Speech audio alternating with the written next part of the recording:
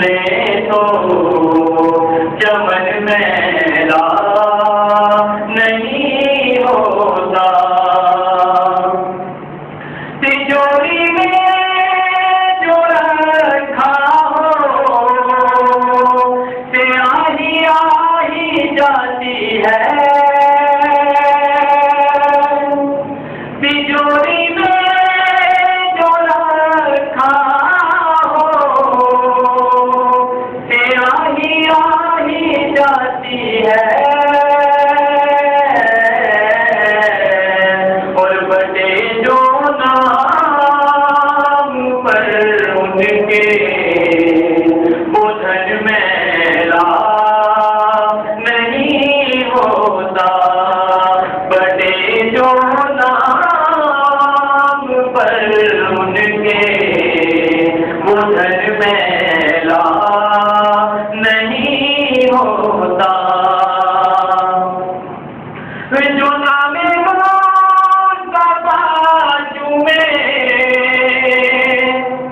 نہیں دکھتی کبھی آنکھیں، جو نام مصطفیٰ چومے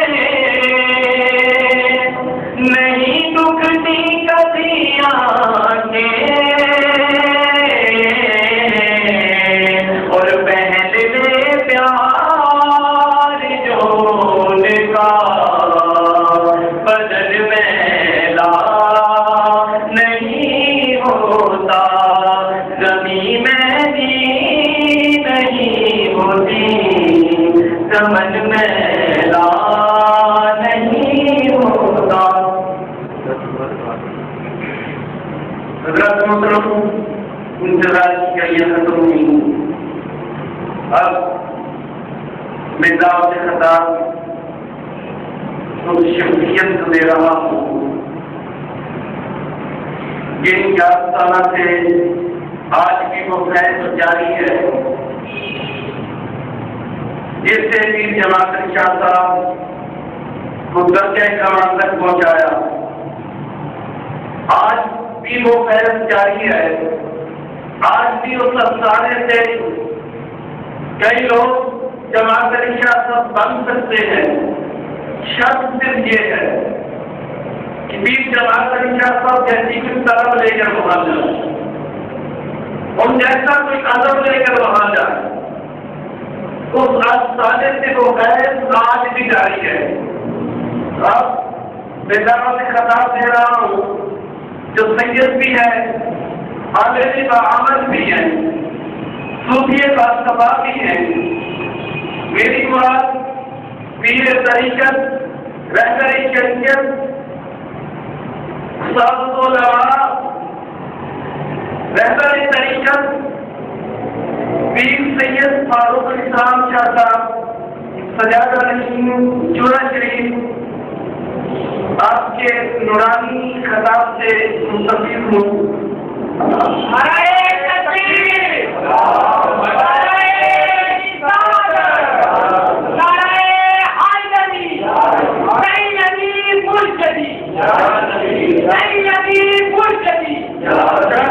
بات نہیں ہے، نعرے لگانے والے نے تو بڑی محبت سے یہ نعرہ لگایا، لیکن آپ کی ذرا اپنے دل سے پوچھیے کہ محبت سے جواب دیا۔ وہ نعرہ لگاتے تھے تو خیبر توڑ دیتے تھے، وہ نعرہ لگاتے تھے تو خیبر توڑ دیتے تھے، وہ حکم دیتے تھے سمندروں کو راستہ چھوڑ دیتے تھے۔ نعرہ میں لگاتا ہوں، آپ کے استقبال یہ نعرہ لگائے کہ چاروں دیوار گواہ ہو جائے، پتہ چل جائے کہ حالات گواہ ہو جائے کہ آقا کی گن گانے والے، آقا کی محنت سجانے والے، قرآن کی تلاوت کرنے والے، قرآن کو سننے والے یہاں موجود ہیں۔ نعرہ تکبیر، نعرہ رسالت، نعرہ حیدری، آپ سب میرا چورا شریف۔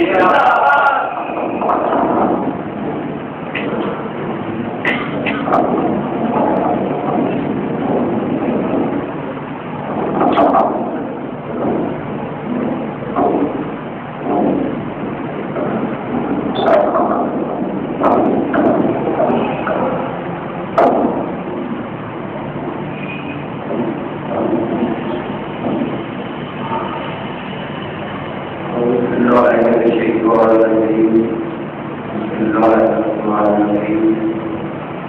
الحمد لله رب العالمين الرحمن الرحيم مالك يوم الدين إياك نعبد وإياك نستعين اهدنا الصراط المستقيم صراط الذين أنعمت عليهم غير المغضوب عليهم ولا الضالين صدق الله العظيم وبلغ رسوله الكريم ونصر الله الشاهدين والشاهدين والحمد لله رب العالمين. Truly,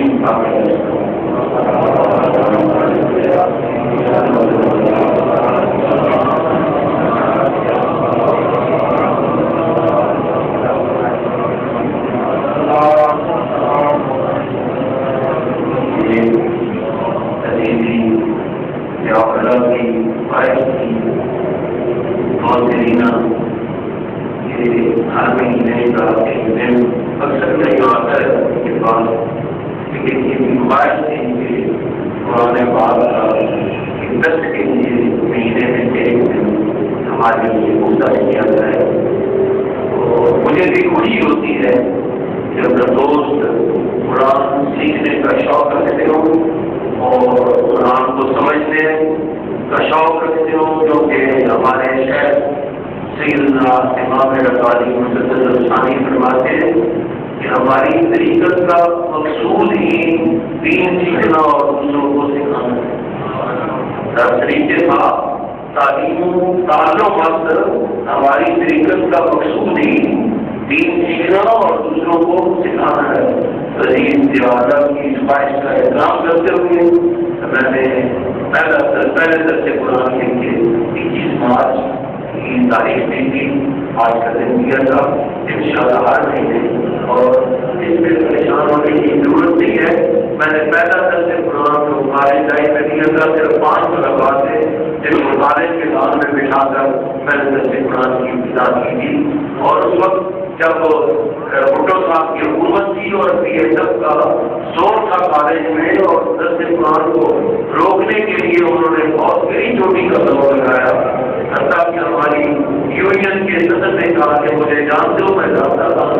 میں نے شہر کے عالمی کا وہ غور کرایا تھا کہ میں نے اللہ کے 99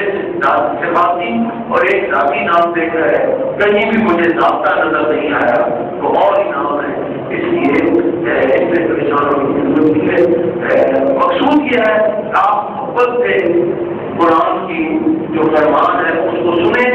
اور میں اور آپ سب اس پر عمل کرنے کی کوشش کریں تو یہ ہماری نجات کے لیے کافی ہو جائے گا۔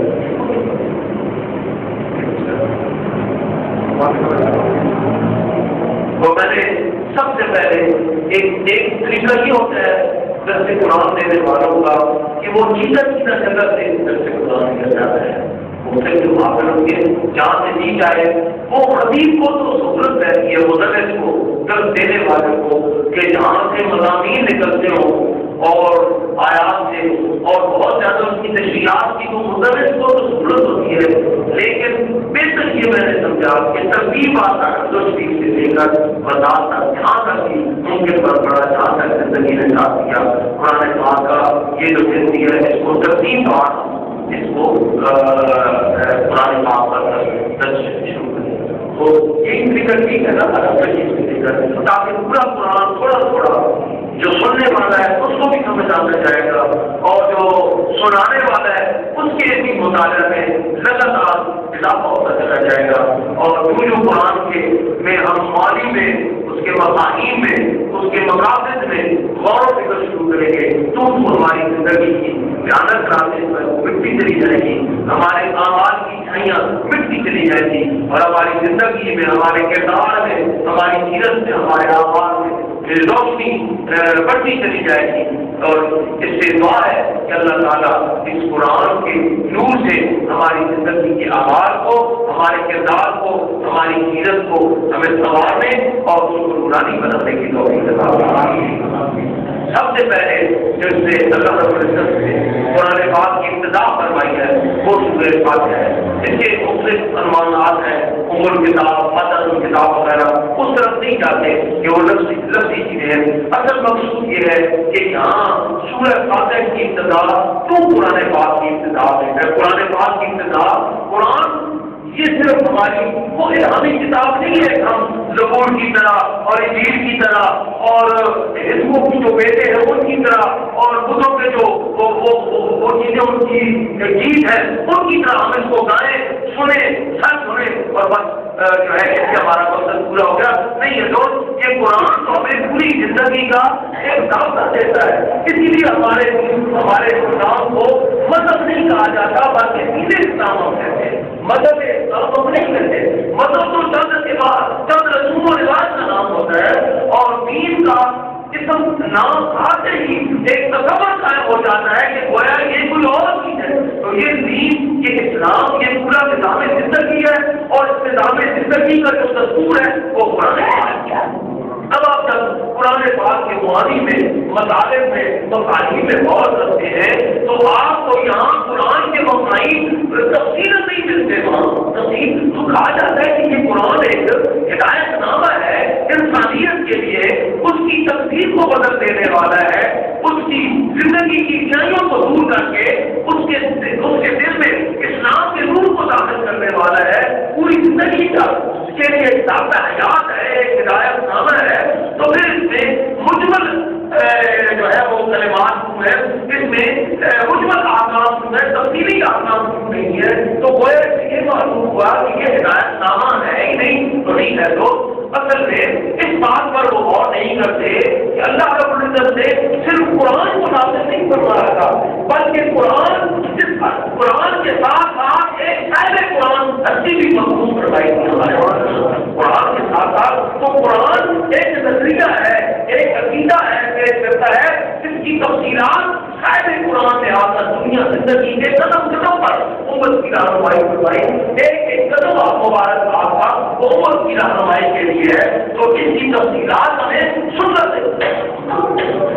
مصطفیٰ صلی اللہ علیہ وسلم سے ہمیں ملتی ہے. تو قرآن پاک کی ابتدا الحمد شریف سے کیوں فرمائی؟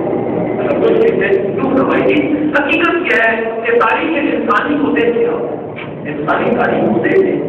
اس میں جتنے بھی مذاہب سے تعلق رکھنے والی اقوام ہیں، نعرہ تکبیر، جتنے بھی مذاہب کا آپ مطالعہ کریں، جتنے بھی مذاہب جن کا آج وجود پایا جاتا ہے، آج بھٹکے ہوئے ہیں، گمراہی کے نتیجے رکھنے والے مذہب کے ماننے والے، لیکن ہر مذہب میں خواہ وہ آج گمراہی پر پھیلا ہوا ہے لیکن اس کی بنیاد میں الوہیت اور الہ کا تصور کہیں نہ کہیں پایا جاتا ہے. کوئی بھی مذہب ہے اس میں الوہیت کا تصور اس کے لیے بنیادی حیثیت رکھتا ہے. اس لیے کہا جاتا ہے کہ تمام مذاہب بنیادی طور پر ایک تجدید آئی ہے. ہر مذہب اپنی جگہ پر بنیادی طور پر ایک تجدید آئی تھی لیکن اس کے ماننے والوں نے اس میں تخلیق کی اور اس کو الجھا دیا. اس دین میں، اس مذہب میں اپنی جانب سے کچھ چیزیں داخل کر کے اس کی اصل حقیقت پر پردہ ڈال دیا. تو بنیادی طور پر ہر مذہب نے اپنی جگہ پر تجدید دکھائی. لیکن غور کریں اس مذہب کے ماننے والوں میں الوہیت کا تصور بھی کسی نہ کسی رنگ میں، کسی نہ کسی صورت میں آج بھی پایا جاتا ہے. بڑی گمراہ قوموں میں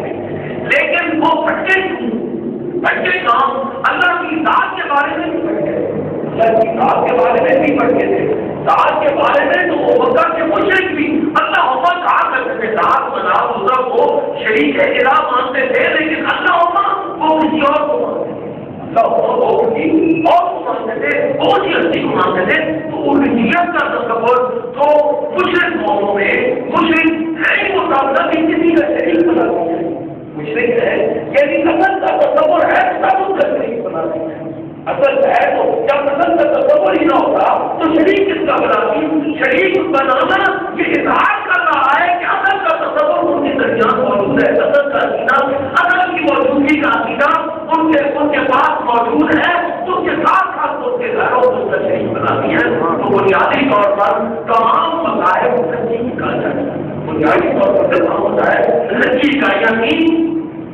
الوہیت کے بارے میں کسی کا جھگڑا نہیں تھا، جھگڑا اللہ کی صفات کے بارے میں پیدا ہوا، اللہ کی صفات کے بارے میں، تو اللہ تعالیٰ کی وہ صفات جن کی وجہ سے وہ امتیں گمراہی میں مبتلا ہوئی، وہ امتیں شکوک میں مبتلا ہوئی، شبہات میں مبتلا ہوئی، اللہ تعالیٰ نے اپنی ان صفات کا سب سے پہلے قرآن پاک کی ابتدا میں ذکر کروا دیا۔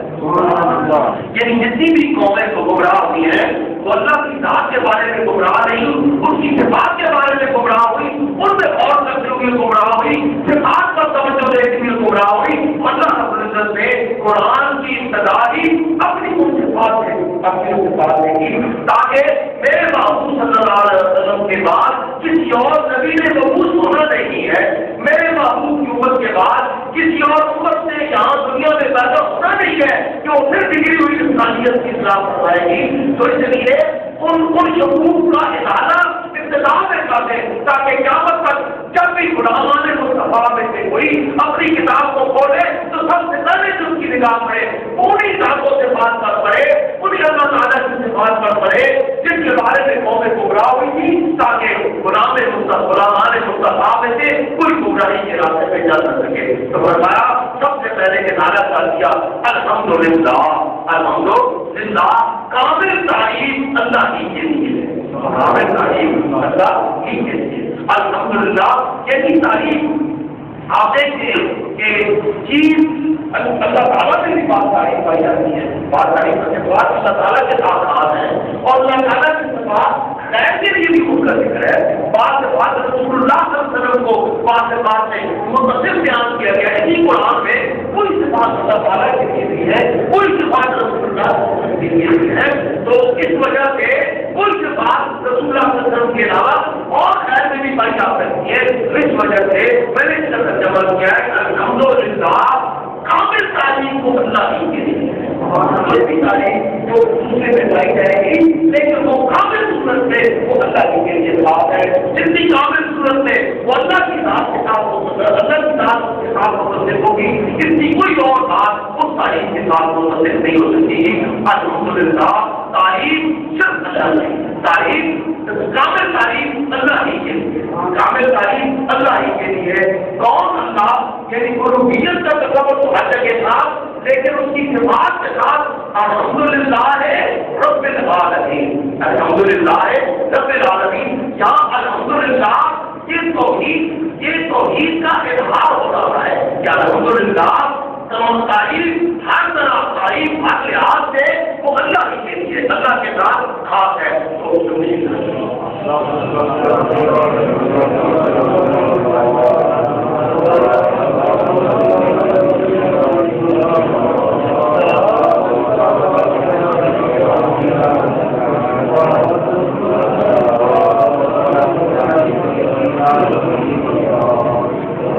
الحمدللہ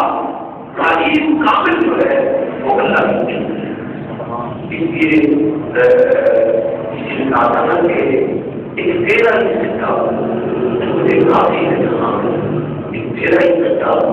مجھے کافی ہے جہاں میں، اب اور کوئی میرا ہوتا ہو نہیں سکتا۔ الحمدللہ کامل تعریف وہ اللہ کی ہے، کامل تعریف وہ اللہ کی ہے۔ کون اللہ؟ وہ رب العالمین، جو رب العالمین ہے۔ رب کے معنی رب مصدر ہے، ربا یرب ربن، رب مصدر ہے، اس کے معنی تبلیغ الشیء الی کمالہ،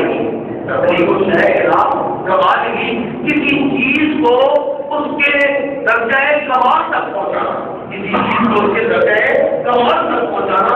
کسی چیز کی اس طرح رب کا معنی فرما روا بھی کرتے ہیں، رب کا معنی آقا و مالک بھی کرتے ہیں، رب کا معنی حاکم بھی کرتے ہیں، رب کا معنی مدبر و منتظم بھی کرتے ہیں۔ تو مدبر و منتظم اور بھی ہو سکتے ہیں، حاکم اور بھی ہو سکتے ہیں، فرما روا اور بھی ہو سکتے ہیں۔ تو فرمایا الحمدللہ جو بھی فرما روا ہوگا اس کی فرما روائی عارضی ہوگی، جو بھی حاکم ہوگا اس کی حاکمیت عارضی ہوگی، جو بھی مالک ہوگا اس کی ملکیت ادائی اور عارضی ہوگی۔ اگر ملکیت کسی کے لیے ہے تو اللہ کے لیے ہے،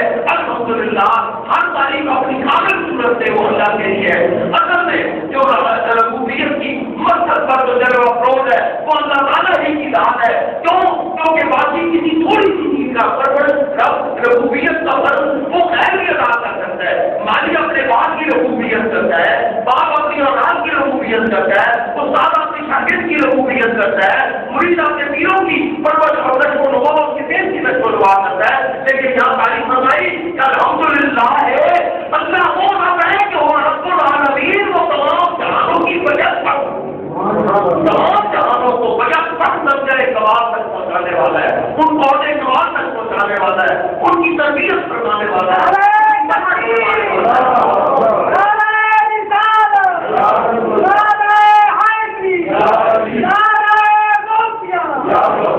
یعنی رب العالمین کوئی اور نہیں ہو سکتا, کوئی بڑے سے بڑے منصب والا, بلکہ تمام مناسب والے بھی مل جائیں تو ایک بن جائے مل کر, پھر بھی وہ رب العالمین نہیں بن سکتے. الحمدللہ ہے رب العالمین, وہ الحمدللہ ہر تعریف کامل تعریف اللہ ہی کے لیے, وہ رب العالمین وہ تمام جہانوں کا پالنے والا ہے, تمام جہانوں کی پرورش کرنے والا ہے اور بغیر وقت پرورش کرنے والا ہے. اور اس کی ربوبیت کے استعداد میں بغیر وقت جو پہاڑوں کو ثبات عطا کرنے والا ہے, پانی کو روانی عطا فرمانے والا ہے, سورج کو چمکانے والا ہے, چاند کی چمک سے کائنات کو میٹھی روشنی مہیا کرنے والا ہے, یہ ستاروں کو چمچمانے کی قوت کو دینے والا ہے, آسمان کو سینے پرستی عطا فرمائی ہوئی ہے, زمین کو سینے پرست بنا کے فرش بنایا ہوا ہے. کوئی ہر چیز کو, انسان کو, حیوان کو, چرند کو, پرند کو, ہر چیز کو کوئی سمندروں کے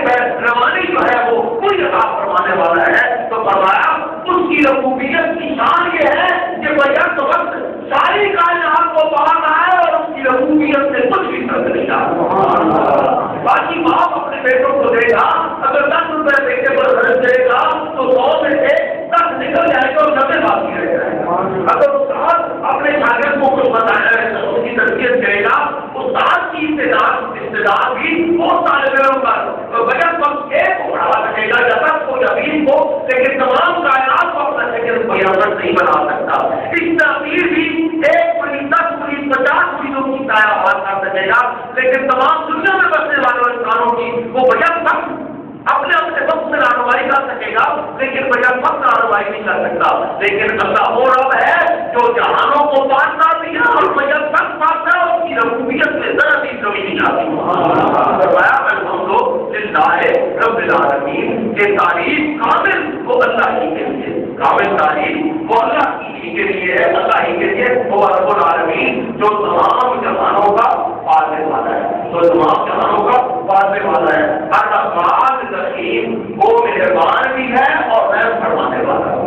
رحمان کی نہیں کرتے ہیں آپ متصرف کو پھر آیان ہے کیا کہیے تھا, کیوں کہ اپنے جو تصرف کرنے والا ہے, فرمانے والا ہے, جس طرح وہ چاہتا ہے اپنی مخلوق میں کرم فرمانے والا ہے, مہربان ہے. اور اس کی یہ مہربانی مبارکے کا سیدھا ہے, اس کی یہ مہربانی مال ویسے ہی نہیں ہے, بلکہ مہربانی کس وجہ سے ہے کہ وہ رحیم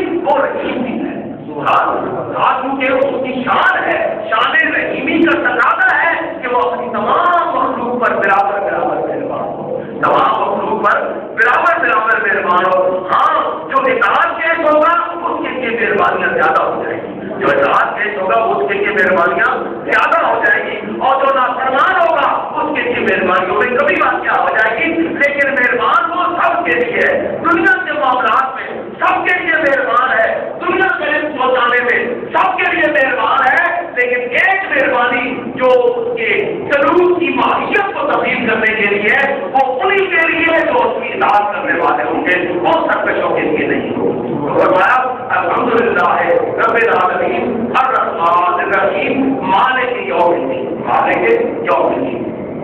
ہر تعریف اپنی کامل صورت میں اللہ ہی کے لیے, وہ اللہ جو رب العالمین ہے, جو رب العالمین ہے, سارے جہانوں کو پالنے والا ہے. اور یہ پالنا ویسے ہی نہیں, بلکہ یہ پالنا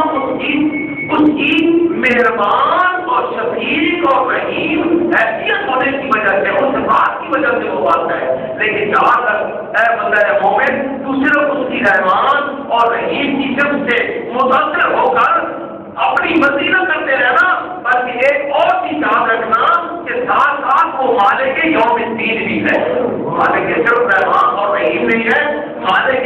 یوم الدین بھی ہے، یعنی اچھے اعمال پر اچھا بدلہ دینے والا ہے اور برے اعمال پر سزا بھی دینے والا ہے. اچھے اعمال کی جزا دینے والا ہے، برے اعمال کی سزا دینے والا ہے. مالک یوم الدین، مالک یوم الدین صرف رحمان اور رحیم نہیں ہے کہ جس طرح اس کی رحمان اور رحیمی کی صرف کے سکھاتے کہ وہ ہم پر مہربان ہوگا. زندگی کے اعمال میں تو جس طرح جی چاہے خدا کا کرے، جس طرح جی چاہے تو دردناکا کرے، زندگی میں جبر کرتا کرے، چور کرتا کرے، ظلم کرتا کرے، باحیاتی کرتا کرے، بے حیائی پھیلاتا کرے، ختم کرتا کرے، دوسروں کے حقوق پہ ڈاکے ڈالتا کرے، دوسروں کے حقوق کو چھینتا کرے، دوسروں کے حقوق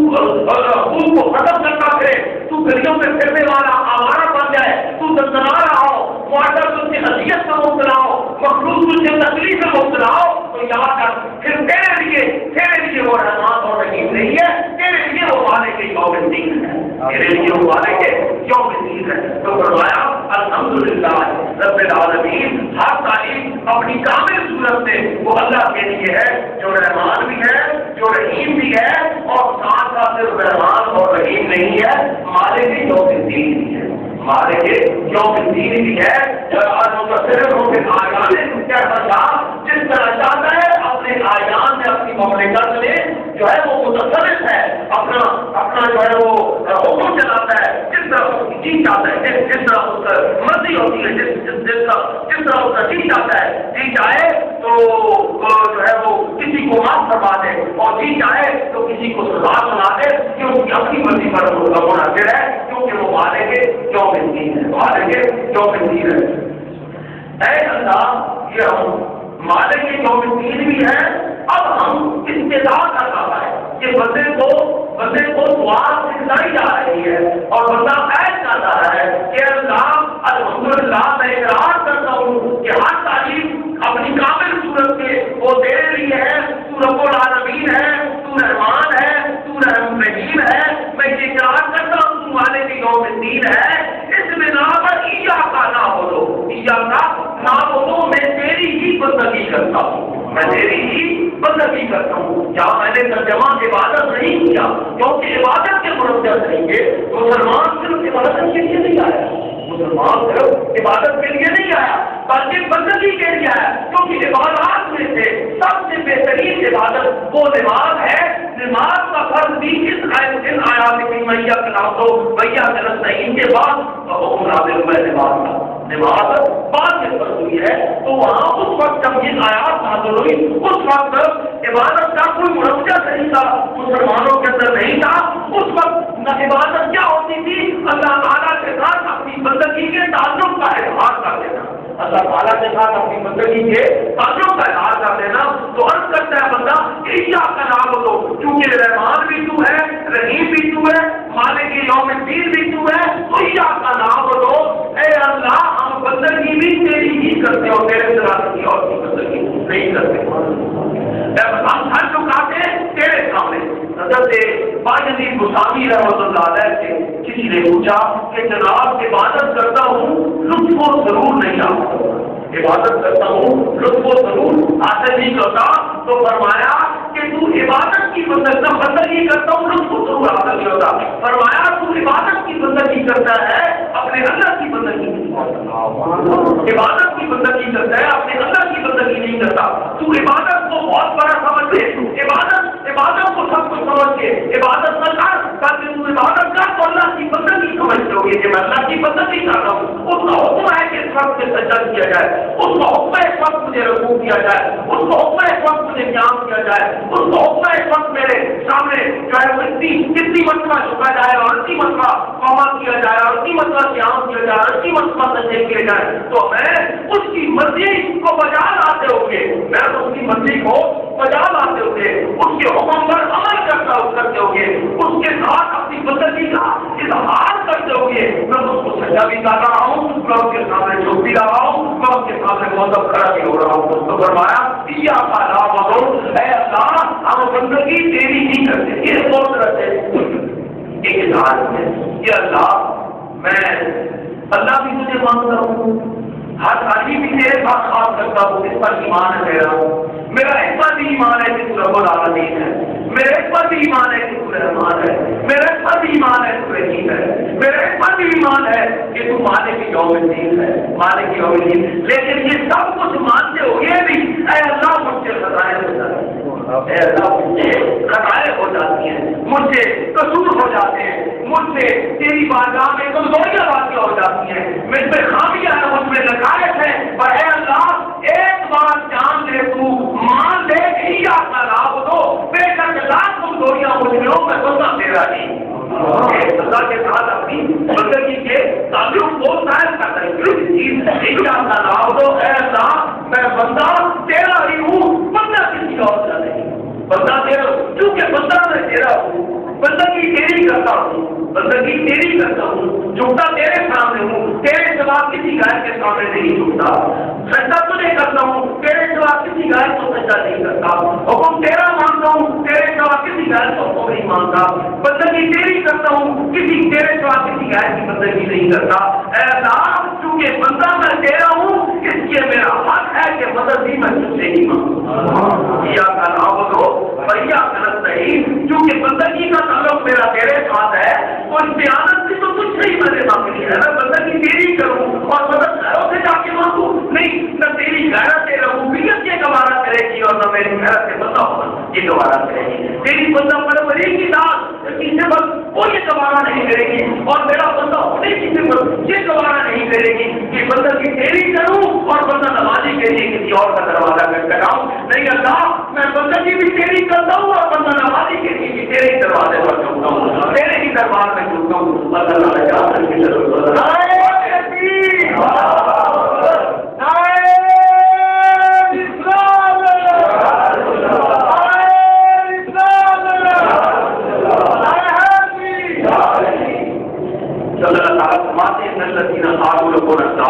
بے شک وہ لوگ جو زبان سے اعلان کرتے ہیں کہ ہمارا اللہ ایک ہے، اللہ ہمارا رب ہے، پھر اس راستے پہ استقامت اختیار کرتے ہیں، اس راستے پہ تکالیف کو کہتے ہیں، مصیبتوں کو جیتتے ہیں، رنج اٹھاتے ہیں، ان کی راہوں میں جو ہے وہ انگارے بٹھائے جاتے ہیں، اس کی پرواہ نہیں کرتے، ان کو کانٹوں پہ گزارا جاتا ہے، اس کی پرواہ نہیں کرتے، نیتوں کی گلیوں سے اپنے سینوں کو چھلنی کراتے ہیں، تیروں سے ان کی گردنوں کو جو ہے وہ ضبط کرتے ہیں، تلوار سے ان کی گردنیں کاٹی جاتی ہیں، لیکن وہ کسی چیز کی پرواہ نہیں کرتے، یہ اپنا نام دو اور اس کے ساتھ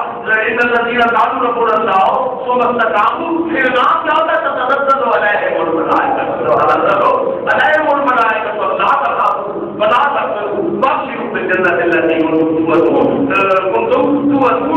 صدا ہے دل مگر نقشے قدم کو دیکھ کر، صدا ہے دل مگر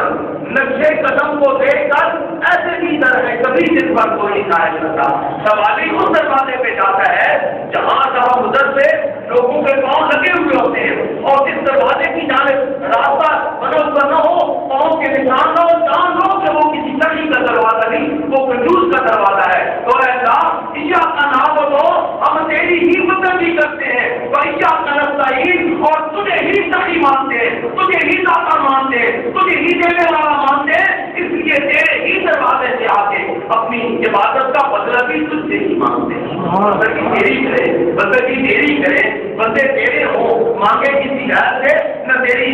غیرت ربوبیت کے بھی یہ خلاف ہے اور ہماری غیرت بندگی کے بھی یہ خلاف ہے، تو یہ آپ کا نام دو وہی آپ کا نستعین، اور اللہ تعالیٰ حدیث قدسی ہے، اللہ تعالیٰ فرماتے ہیں ان من عبادی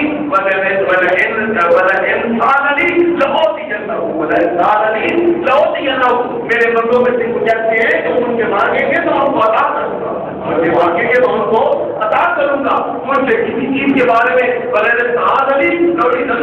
اگر مجھ سے کسی چیز کے بارے میں پناہ مانگیں گے تو ان کو اپنی پناہ میں دوں گا۔ آج افسوس ہے امت محمدیہ صلی اللہ علیہ وسلم پر کہ وہ امت کہ جس کے دین کی اساس، جس کے دین کا پہلا تقاضا ہی مالک یوم الدین پر کی صفت پر ایمان رکھنا تھا، جس کے دین کی اساس اللہ تعالیٰ کی مالک یوم الدین کی صفت پر جو ہے وہ ایمان رکھنا تھا، آج ہم میں سے غالب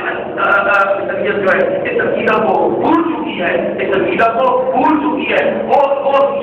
عقیدہ اگر ہمارے دل میں قائم ہو جاتا کہ مالک یوم الدین ہے، یہ عقیدہ ہمارے دل میں قائم ہوتا کہ ہم نے ایک دن مرنا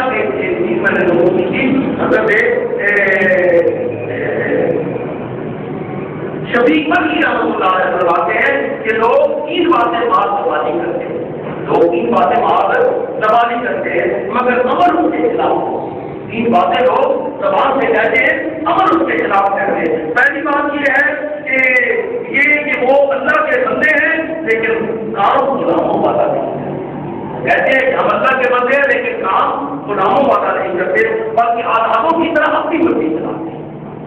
وہاں سے کہہ دینا کہ میں اللہ کا بندہ ہوں، اقرار کرنا، اعلان کرنا کہ میں اللہ کا بندہ ہوں، پھر اس کا اعلان تو یہ ہے نا کہ زندگی بھر وہ اس کا غلام بن کے رہے، اس کی مرضی کے بغیر کوئی کام نہ کرے۔ تو فرماتے ہیں کہ تین قسم کے لوگ ہیں، یہ کہتے کچھ ہیں ماں زبانی باتیں بناتے ہیں، کہتے کچھ ہیں کرتے کچھ ہیں۔ زبان سے کہتے ہیں ہم اللہ کے بندے ہیں لیکن کام غلاموں والے نہیں کرتے بلکہ آزادوں کی طرح اپنی مرضی کی زندگی گزارتے ہیں۔ اور دوسرا یہ کہتے ہیں کہ رزق ہمیں اللہ دیتا ہے، رزق ہمیں اللہ دیتا ہے لیکن دنیا اور بتائے دنیا کو بھی جمع کرتے رہتے ہیں، اپنے بینک بیلنس اور اپنے گھر بھرتے رہتے ہیں، اپنے گھر بھرتے رہتے ہیں۔ حالانکہ یہ زمانہ جاہلیت ہے، ایک زمین کا مکہ کے راستے کا اس پر لکھا ہوا ہے کہ اللہ یا طالب دنیا اس دنیا نشانی تھا علاقوں کا تو دنیا بدل کا دنیا کو طلب کرنے والے اس دنیا کو اپنے دشمن کے لیے سوچے، کتنی دنیا کو جمع کرے گا جبکہ زندگی گزارنے کے لیے تو آپ فرماتے ہیں پہلی قسم کی ہے جو یہ کہتے ہیں ہم اللہ کے بندے لیکن کام غلاموں والا نہیں کرتے۔ دوسرا یہ جو کہتے ہیں اللہ ہمیں رزق دیتا ہے لیکن دنیا اور مسائل دنیا جمع کیے بغیر مطمئن نہیں دیتے، تو یہ اقرار یہ ان کے اقرار کے طرف کا خلاف ہے۔ یہ چیز وہ کہتے ہیں کہ آخر میں ہمیں کرنا ہے، وہ ایمان رکھتے ہیں کہ آخر میں مرنا ہے لیکن کام ایسے کرتے ہیں جیسے کبھی انہیں مرنا ہی نہیں ہے۔ بتائیے کہ ہم کون سے بندہ لے کر اپنے اللہ کے پاس، کون سا منہ لے کر ہم اپنے اللہ کے پاس حاصل ہوں گے؟ یہ بندے کون سا منہ لے کر اپنے اللہ کے پاس حاصل ہوں گے جبکہ اللہ تعالیٰ فرماتے ہیں واتقوا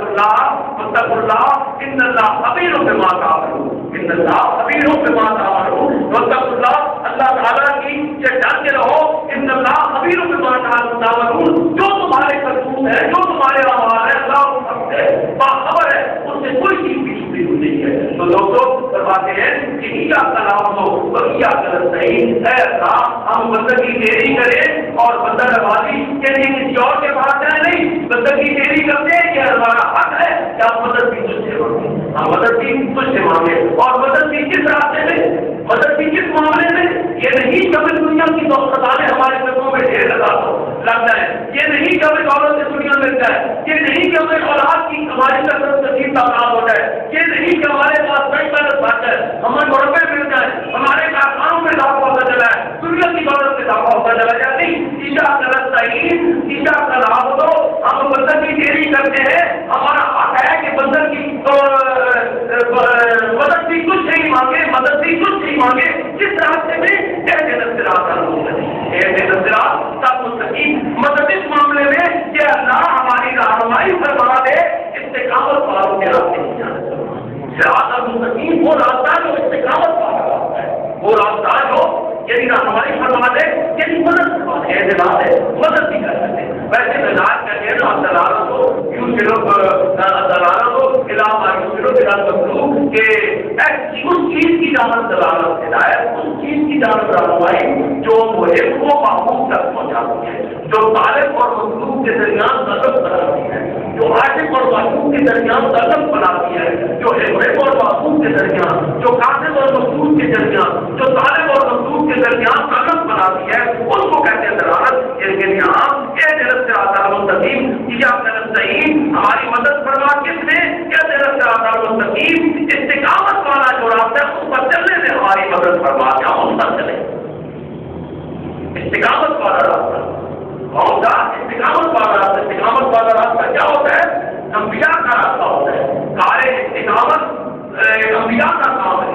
اور جو کرامت ہے یہ اولیاء کا کام ہے۔ بڑی اولیاء سے انبیاء بھی افضل ہوتے ہیں، اولیاء سے انبیاء افضل ہوتے ہیں، اسی لیے استقامت کرامت سے افضل ہوتی ہے۔ کہتے ہیں نا استقامت و فوقت کرامت، استقامت و فوقت کرامت۔ استقامت کی انبیاء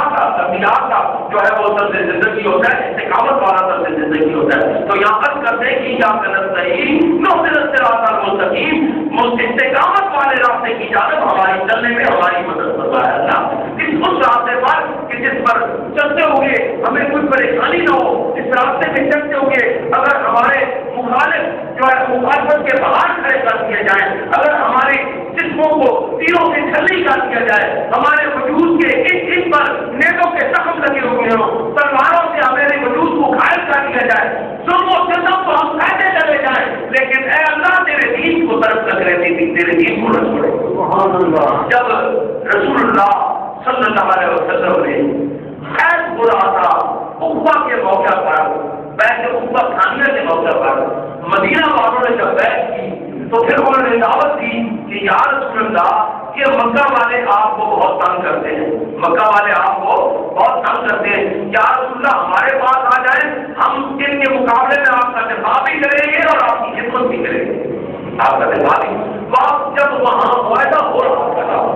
رسول اللہ صلی اللہ علیہ وسلم کے ساتھ مدینہ والوں کا، تو مدینہ والوں میں سے ایک نوجوان اٹھ کے کھڑا ہو گیا اور کہنے لگا کہ اے میرے بھائیوں رک جاؤ، اے میرے بزرگوں رک جاؤ، ابھی معاہدہ نہ کرو رسول اللہ صلی اللہ علیہ وسلم، ابھی معاہدہ نہ کرو، یاد رکھو یہ معاہدہ کر کے کہ آپ کا دفاع کریں گے، یہ معاہدہ کر کے یہ دعوت دے کر کے مدینہ شریف میں آ جائے ہم آپ کا دفاع کریں گے. پتہ ہے تم کیا کر رہے ہو؟ تم سارے عرب کے خلاف اعلان جنگ کر رہے ہو، سارے عرب کے خلاف اعلان جنگ کر رہے ہو. یاد رکھو اگر اپنے اموال کی بربادی، اپنی بستیوں کی تباہی، اپنی کرداروں کی ہلاکت، اپنی اولادوں کا قتل، اپنی جانوں کا خون دے سکتے ہو تو پھر بے شکی ہے کرو. اب وہ لوگ بھی خاموش ہو گئے اور رسول اللہ صلی اللہ علیہ وسلم نے بھی سبوت اختیار فرما لیا. تو مدینہ والوں نے بیعت کے ہاتھ آگے بڑھایا، یا رسول اللہ آپ ہم سے بیعت کیجیے، آپ ہم سے بیعت لیجیے، اللہ کی قسم جس کے قبضے قدرت سے ہماری جان ہے، ہم اپنی بستیوں کی تباہی، اپنے مال کی ہلاکت بربادی، اپنے کرداروں کی ہلاکت، اپنی اولادوں کا قتل اور اپنی ذات کا خون یہ تو برداشت کر لیں گے، کبھی آپ کے نام کو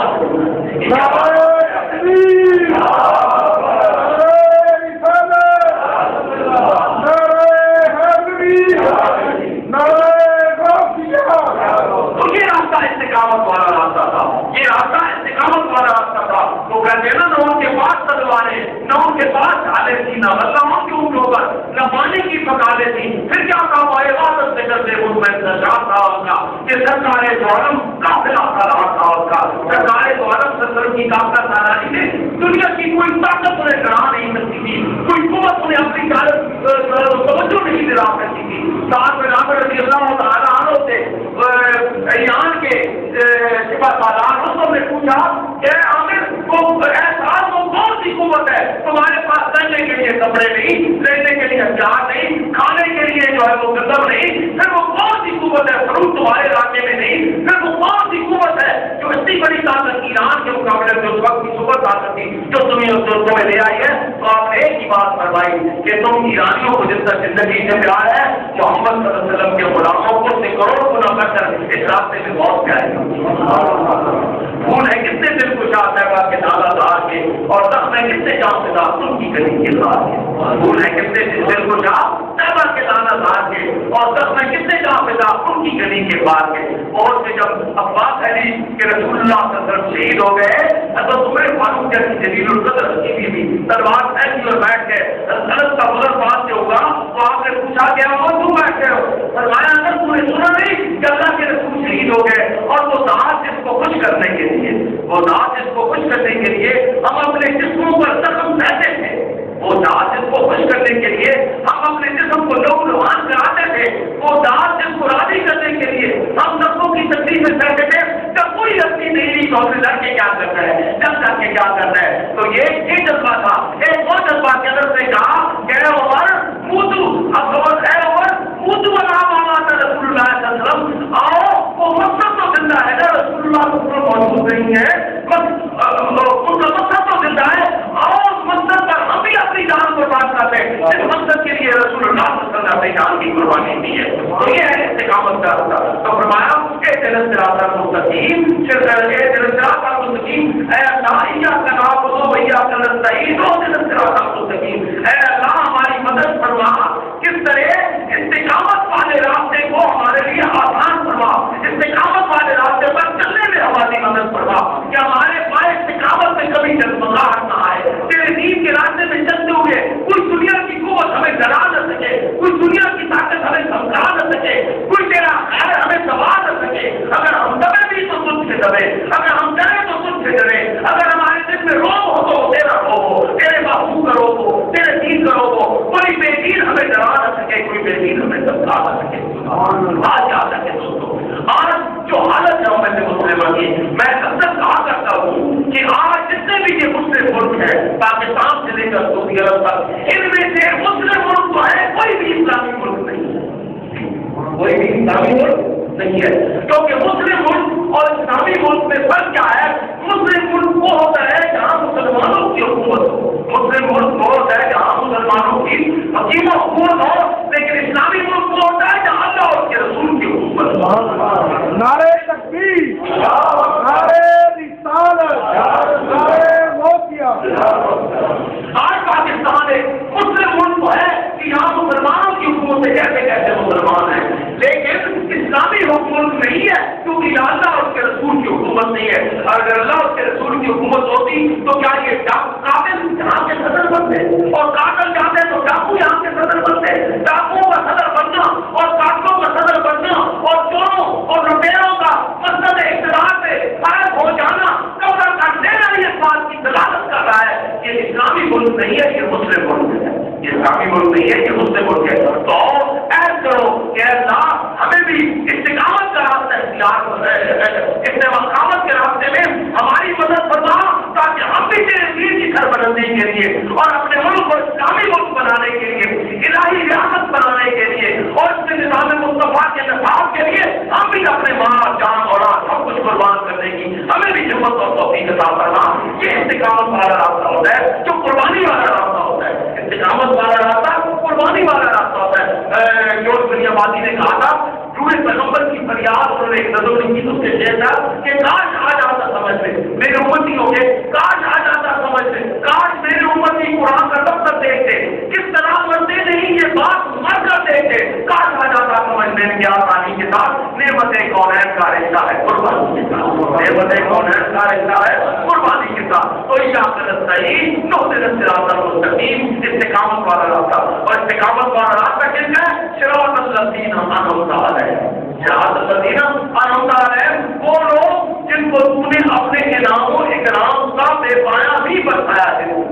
جو تیرے انعام کی حقدار شہید آتے ان کے راستے پر. اور صرف یہاں اس چیز کی نفی کرنے کے لیے انعام والا آپ اس کو نہ سمجھیں جس کے پاس دولت میں دنیا زیادہ ہو، انعام والا آپ اس کو نہ سمجھیں جس کے پاس رقبے زیادہ ہو، انعام والا آپ اس کو نہ سمجھیں جس کے ٹور کپڑے ہو اور جس کے آگے پیچھے ٹریکٹر کو گھمانے پھرتے ہو، جس کے آگے پیچھے گاڑیوں کی قطاریں لگی ہوں، اس کو انعام والا نہ سمجھیں. اس کی توثیق فرما دی، اس کی تصدیق فرما دی کہ صراط الذین انعمت علیہم غیر المغضوب علیہم ولا الضالین. اے اللہ وہ انعام والے جو تیرے غضب کے بھی مستحق نہیں ہوئے، انعام ہوا لیکن غضب کے مستحق نہیں ہے، یعنی انعام کے بعد وہ تیرے شکر گزار بندے قرآن نعمت کرنے والے نہیں ہیں. اللہ کے بندوں میں سے اللہ کے بندوں اللہ جب اپنا انعام فرما دے گا اللہ تعالیٰ فرماتے ہیں شکر تم لہذی دنہ تم، اگر تم میرے شکر گزار بندے بنو گے تو میں تم پر اپنا جو ہے وہ انعام زیادہ کروں گا. بلے سفر تم شدید، اگر قرآن نعمت کرو گے تو میرا عذاب بڑا شدید ہوگا. تو اللہ تعالیٰ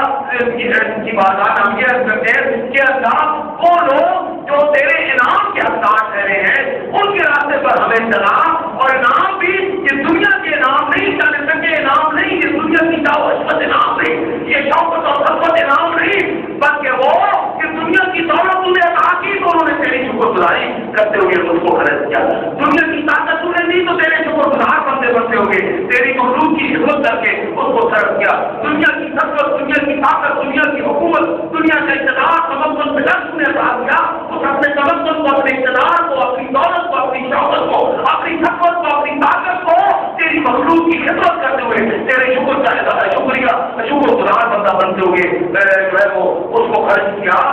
اور قرآن نعمت کی مخلوق پر ظلم کھا کر قرآن نعمت نہیں کی غیر مخلوق علیہ ورد اور نہیں وہ رائے حق سے فطرے رائے حق سے بھٹکے. یعنی یہ نہیں کہ دولت ان کے پاس آئی اور ان کو بھٹکا دیا اور کفر کا راستہ اور صرف کا راستہ فجور کا راستہ بدکاری کا راستہ پہاڑی کا راستہ گناہوں کا راستہ چوریوں کا راستہ ڈاکوں کا راستہ دوسروں کے حقوق ختم کرنے کا راستہ وہ راستہ انہوں نے اختیار کر دیا. یہ نہیں بلکہ انہوں نے وہ راستہ اختیار کیا جو تیرے اطاعت کے بندے اختیار کرتے ہیں. انہوں نے تو نے جو مال کیا انہوں نے تیری ساننے کی ضرورت کیا. تو نے جو طاقت دی انہوں نے تجھے خوش کرنے کے لیے تیری مخلوق کی خدمت کرتی ہوئے تیرے مخلوق کے حقوق کی حفاظت کرتے ہوئے اس کو غلط کیا. تو نے جو شوقت و سبت و طاقت عطا فرمائی جو قوت و حکومت عطا فرمائی انہوں نے تیری مخلوق کی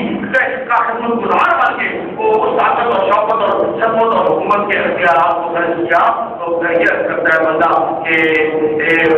ان لوگوں کا ہمیں راستہ صاف فرما اور ان لوگوں کے راستے میں چلا. تو دوستوں اس آیات کریمہ سے یہ جو قرآن کی پہلی صورت ہے سورہ فاتحہ ام الکتاب کا نام دیا جاتا ہے. اس میں جو ہے اللہ رب العزت نے اپنی ساری ان بات کا ذکر کر دیا ہے جس بات پر غور کرتے ہوئے ہمیشہ ہر دور میں انسان گمراہ ہوتا رہا انسان بھٹکتا رہا کہ ربوبیت کی صرف گزر کسی غیر نے پائی اسی کو رب مان لیا پرورش و رشم و نمان کی صرف کسی غیر نے پائی اسی کو اپنا اس انسان کا کیا کرنا نہ ماننے میں آئے تو ایک اللہ کی ربوبیت کا انکار کرتے اور ماننے میں آئے تو اپنے ہاتھوں سے خود کرے اور اس کے سامنے سجدے میں سجدہ کرتا چلا جائے. یہ انسان کی انتہا پسندی ہے انتہا پسندی ہے. حضرت شیخ عبد الواحد رحمۃ اللہ علیہ اپنی زندگی کا ایک واقعہ بیان فرماتے ہیں کہ سیاحت کے دوران ہماری سمندر میں سفر کرتے ہوئے ہماری کشتی طوفان میں گری سمندری طوفان میں گری اور ہچکولے کھاتے ہوئے ایک بیابو کیا جزیرے میں جا کے رکی وہاں گئی. وہاں جب ہم انہیں پہنچا دیتے ہیں یہ بہت ہی خوبصورت نوجوان ہے اور ایک بت سے رکھا ہوا ہے اور اس کو سجدے کے سجدے کیے چلا جا رہا ہے. بت رکھا ہوا تو اس کو سجدے سے سجدے کیے چلا جا رہا ہے. تو میں نے اس کو کہا کہ اے نوجوان اے دوست او بھائی یہ تو خود مصنوع ہے. مصنوع کہتے ہیں جس کو بنایا گیا ہو اس کو تو انسانی ہاتھ نے بنایا ہے اس کو کیوں سجدہ کر رہا ہے اس کو عبادت کر رہا ہے اس کی کیوں بندگی کر رہا ہے. تو وہ کہنے لگا کہ ہے تو کس کی بندگی کرتا ہے. میں نے کہا میں تو اس کی بندگی کرتا ہوں کہ زمین پر بھی جس کی حکومت ہے اور پر بھی جس کی حکمرانی کا پریرا لے رہا ہے. کہنے لگا تم نے اس کو دیکھا. میں نے کہا دیکھا نہیں تو اس کے محبوب رسول نے ہمیں اس کے بارے میں خبر دی تھی. اس کے محبوب رسول نے ہمیں اس کے بارے میں خبر دی تھی. تو کہنے لگا کہ وہ پیغام مجھے بھی سناؤ جو اس کا رسول اس کا پیغام نہیں کرایا تھا. کیا فرمانے لگے کہ میں نے اس کو قرآن سنایا قرآن سننا تھا کہ پکار تھا ایسا ہے گواہ رہنا میں نے تیرا دین قبول کر لیا تیرے اللہ کو بھی مان لیا تیرے اللہ کے رسول کو بھی مان لیا. یہ کلام جھوٹا نہیں ہو سکتا سچا ہو سکتا ہے. فرماتے ہیں کہ جب طوفان تھم گیا چند دنوں کے بعد ہم نے سفر کا ارادہ کیا تو وہ کہنے لگا ایسا ہے اب تو میں نے تمہارا دین قبول کر لیا ہے میں یہاں جنگلی جزیرے میں تنہا کیا کروں گا مجھے بھی اپنے ساتھ ہے مجھے بھی اپنے ساتھ لے جاؤ. ہم نے کہا تو بھی کشتی میں بیٹھ جاؤ. ہم نے اس کو بھی ساتھ بٹھا لیا. جب ہم 8 دن کے بعد جب ادان پہنچے تو ہم نے چندہ اکٹھا کیا اور اس کی خدمت میں نے پیش کیا کہ یہ لے لیں. وہ کہنے لگا کہ کیوں دے رہے ہو مجھے. میں نے کہا تیری ضروریات پورے کرنے کے لیے. کہنے لگا کہ اے شیخ جب میں جنگلی جزیرے میں تھا بیابوں کے جزیرے میں تھا جہاں کھانے کے لیے کچھ نہ تھا جب نہ میں اس کو جانتا تھا نہ مانتا تھا نہ پہچانتا تھا میرا اس کے ساتھ کوئی تعلق ہی نہیں تھا اس وقت میں جنگلی جزیرے میں اس نے مجھے بھوکا مرنے نہیں دیا. آج تو میرا اس سے تعلق بن گیا ہے. آج تو میرا اس سے تعلق بن گیا. آج تو میں نے اس کو جان بھی لیا ہے مان بھی لیا پہچان بھی لیا. آج وہ مجھے بھوکا کیسے مرنے دے گا. تو یہ جناب یہ تعلق اپنے رب کے ساتھ قائم کر رہا ہوں. میں یہ تعلق نہیں قائم کرنا کہ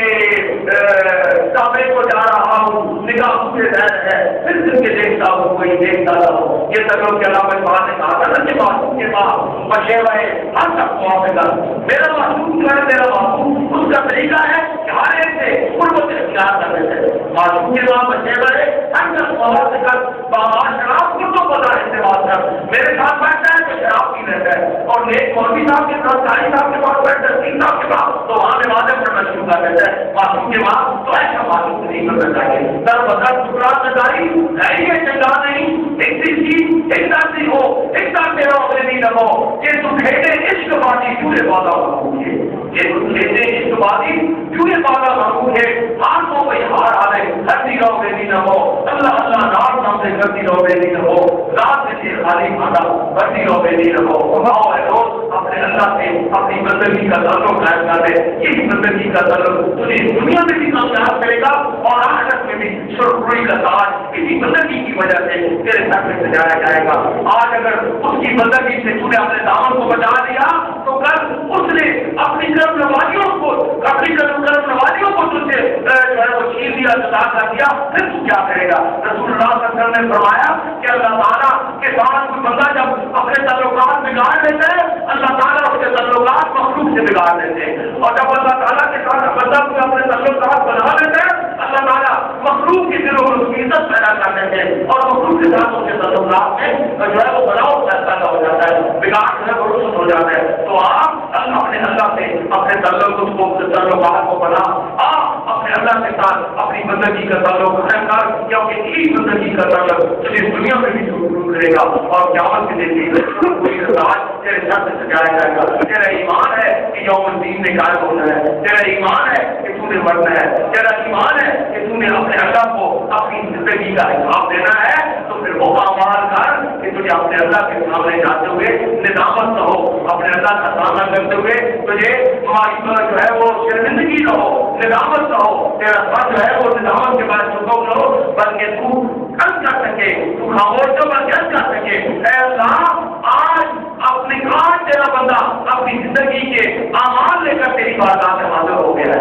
اپنی زندگی کے تیرے اعمال کامل ہو کہ تو لے کے اپنے رب کی بارگاہ میں جا سکے اور اعلان کر سکے، عرض کر سکے اے اللہ میں اپنے اعمال لے کر تیری بارگاہ میں حاضر ہو گیا ہوں، اب یہ تیری مرضی ہے کہ چاہے تو ان کی قدر کرتے ہوئے مجھے بخشش عطا فرما دے اور چاہے تو ان کو ناپسند فرماتے ہوئے مجھے سزا سنا دے، کہ تیری مرضی پر منحصر ہے، پر میری درخواست یہ ہے کہ میری کوتاہیوں کو معاف فرما دے، میری کوتاہیوں کی بخشش فرما دے اور میری نیکیوں کو اپنی بارگاہ میں قبولیت کا درجہ عطا فرما دے۔ جب بھی ہم جائیں گے لیکن دوستوں اس کے لیے ہمارے ایسے اعمال، ایسا کردار، ایسی سیرت ہونی چاہیے، ایسے اعمال ہونے چاہیے، ایسا کردار ہونا چاہیے کہ جو اللہ اور اللہ کے رسول صلی اللہ علیہ وسلم کے سامنے ہمیں شرمندہ نہ کرے، ہمیں ندامت نہ کرے،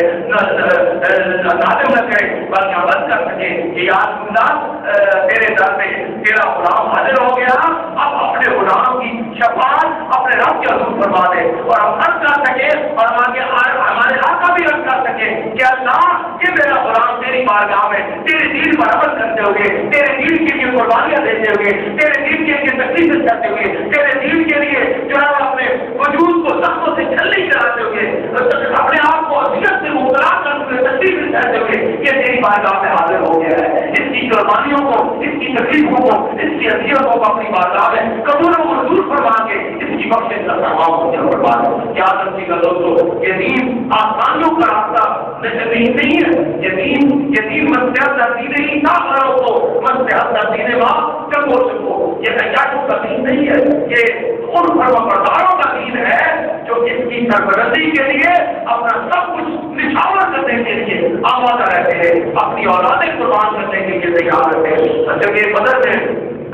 صدیق اکبر رضی اللہ تعالیٰ عنہ رسول اللہ صلی اللہ علیہ وسلم کے غلام کی حیثیت سے جہاد فرما رہے تھے اور آپ کے بڑے بیٹے عبدالرحمان بن ابی بکر کفار کی جانب سے جنگ کر رہے تھے۔ جنگ کے بعد جب وہ مسلمان ہوئے، اسلام قبول کیا، تو ایک دن باپ اور بیٹا بیٹھے ہوئے تھے، کہنے لگے کہ ابا جی میدان بدر میں آپ 4 مرتبہ میری تلوار کی طرف سے آئے تھے، میں نے آپ کو معاف فرما دیا تھا۔ صدیق اکبر رضی اللہ تعالیٰ عنہ کو بات جو فرمایا کہ اے بیٹے کو باپ اتنا پیارا نہیں ہوتا جتنا باپ کو بیٹا پیارا ہوتا ہے، پر اللہ کی قسم جس کے قبضے قدرت سے میری جان ہے، تو میرا بیٹا کا ایک مرتبہ بھی میری تلوار کی طرف جاتا میں طلب کر سکتا ہوں، کیونکہ جب سے اس حسین و جمیل رخ زیبا پہ نگاہ پڑی ہے اور اس حسین چہرہ سامنے نظر آتا ہی نہیں ہے، اور جب سے اللہ کی محبوب سے محبت کا رشتہ استوار کیا ہے، تو اور ہستی کے ساتھ محبت کا رشتہ استوار کرنے کا جی نہیں چاہتا، تمام تر محبتیں سمٹ گئی ہیں اس ایک محبت کے سامنے، تمام تر محبتیں ختم ہو گئی ہیں اس ایک محبت کے سامنے، تمام تر حسن مان پڑ گئے ہیں اس ایک حسن کے سامنے دوستوں ایک حسن کے ساتھ اپنا تعلق قائم کر لو اور ان کے سامنے اس حسن کے سامنے حیثیت ہماری کیا ہو. کسی نے کہا تھا نا کہ رات مجلس میں تیری ہم بھی کھڑے تھے چپتے, رات مجلس میں تیری ہم بھی کھڑے تھے چپتے, جیسے تصویر لگا دے کوئی دیوار کے ساتھ. آؤ اپنے اللہ اور اللہ کے محبوب صلی اللہ علیہ وسلم کے سامنے اس طرح کھڑے ہو جاؤ. اس طرح کر کے نہیں خاموشی سے کھڑے ہو جانا. کھڑے ہونے سے مطلب یہ ہے ہاں اللہ نے اٹھنے کو حکم دیا وہاں کے کھڑے ہو جاؤ, چاہے مقابلے کا حکم دیا وہاں مقابلے کے لیے تیار ہو جاؤ, چاہے قربانی کا حکم دیا وہاں تو قربانی کے لیے تیاری کر لو. اور اگر کسی قوت پر کیا کرنے کو حکم اللہ اس کا حکم دے تو اس قوت کا کیا کرو, خاص راستے میں تمہاری جان چلی جائے. جان کی پرواہ نہ کرو, مال کی پرواہ نہ کرو, عزت و آبرو کی پرواہ نہ کرو, اولاد کی پرواہ نہ کرو. اگر تمہیں پرواہ اللہ کی, اس کے رسول کی اور اس کے پھر تم بھی کامل مسلمان ہو گے اور پھر سمجھا جائے گا کہ توحید نے تمہارے دل میں گھر کیا ہے اور رسالت نے تمہارے دل میں اپنی محبت کی جو ہے وہ کمندیں ڈال دی ہیں. رسالت نے تمہارے دلوں میں اپنی محبت کی کمندیں ڈالی ہیں اور توحید کی محبت نے تمہارے دل میں گھر کر دیا ہے. اللہ تعالیٰ سے دعا ہے, التجا ہے کہ وہ جو سب کو اپنی ذات اور اپنے محبوب صلی اللہ علیہ وسلم کی سنت کے ساتھ پیار کرنے کی جذبات عطا فرمائے. آمین.